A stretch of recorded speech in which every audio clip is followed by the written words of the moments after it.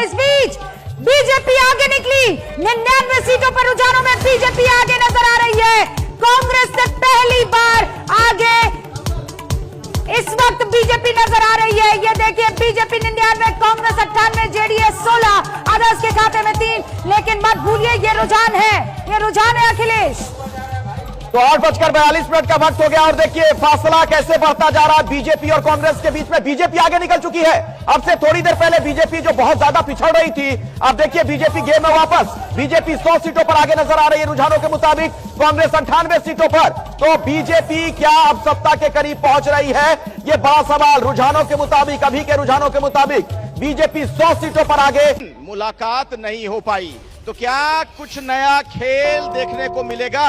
क्या खिचड़ी पकने लगी है? बिहार की राजनीति से बहुत बड़ा अपडेट है। ये जो मुलाकात नहीं हो रही, इसका मतलब क्या है?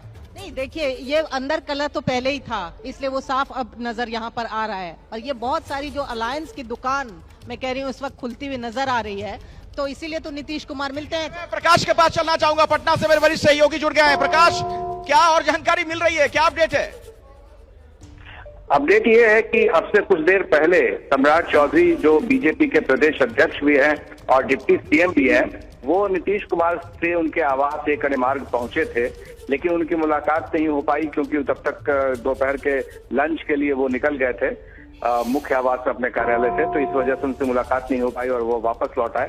तो जाहिर है कि अभी से अब जिस तरह से रुझान आए हैं और फिर नतीजे आ रहे हैं, उसके बाद इसे काफी अहम रूप में देखा जाएगा कि सम्राट चौधरी का घर जाना और फिर मुलाकात करने की कोशिश करना और फिर वो मुलाकात नहीं होना। जी प्रकाश, आप दशकों से बिहार की राजनीति कवर कर रहे हैं, मुझे जरा ये बताइए, नीतीश कुमार से भी आप कई दफे मिल चुके हैं, उनको आप जानते हैं, ये जो ना मिलना, इसका कुछ खास अर्थ निकाला जाए, इसमें कुछ निहितार्थ है या सामान्य तौर पर हम इसे देखें? क्योंकि नीतीश कुमार अभी से 5-6 घंटे पहले और अब उसमें बहुत फर्क आ गया उनके कद में।